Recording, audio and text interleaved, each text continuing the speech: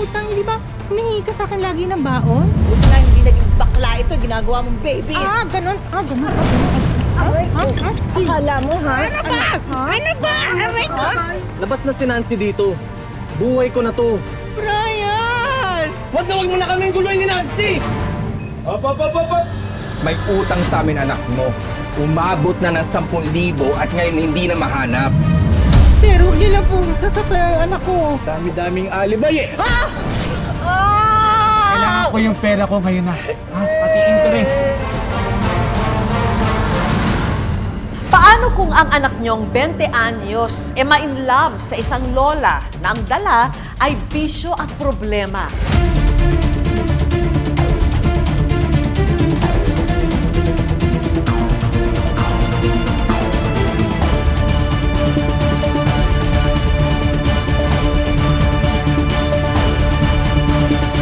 Abangan sa Wish Ko Lang ngayong Sabado, 4 p.m.